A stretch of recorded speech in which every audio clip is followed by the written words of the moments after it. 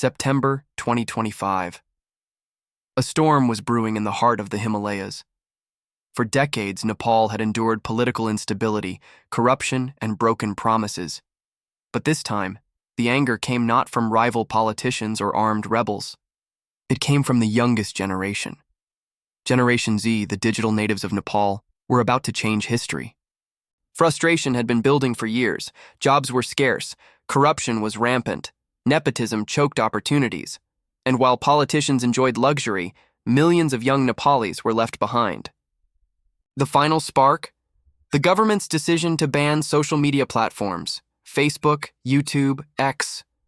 To the youth, this was more than censorship. It was the last insult. Their voices, their freedom, their future, stripped away. They poured into the streets. Teenagers, students, jobless graduates, young workers, armed with smartphones, VPNs, and sheer determination. What began as scattered protests grew into a nationwide movement. The government underestimated them. They thought they were dealing with children. But this was no ordinary generation. This was Gen Z. The crackdown was swift. Tear gas blanketed the streets, rubber bullets, even live fire. The cost was high, dozens killed, hundreds wounded. But instead of fear, the violence only fueled the anger. The chant became louder, bolder, impossible to ignore. They called it the revolution for the future. Kathmandu was on fire.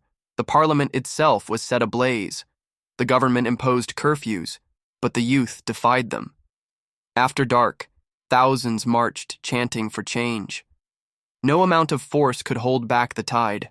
And then, on September 9, 2025, history was made.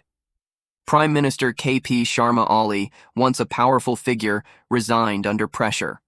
Not toppled by generals, not voted out in parliament, but forced from power by the fury of Generation Z. With the resignation, the world watched. Who would lead Nepal now? Negotiations began. Protest leaders, the military, senior judges. Even the name of former Chief Justice Sushila Karki surfaced as a possible interim leader. The future was uncertain, but for the first time, the voices of young Nepalis weren't just on the streets. They were at the table, shaping the nation's destiny. In the shadow of the Himalayas, a generation had risen. They didn't just demand change, they made it happen. Armed not with weapons, but with Wi-Fi, smartphones, and courage. This was more than a resignation. This was a revolution. The world will remember September 2025 as the month Nepal's Gen Z rewrote history. If you found this story powerful and want to see more history and breaking news told like this, please don't forget to like, subscribe, and share your thoughts in the comments below. Your support helps us keep bringing these stories to light.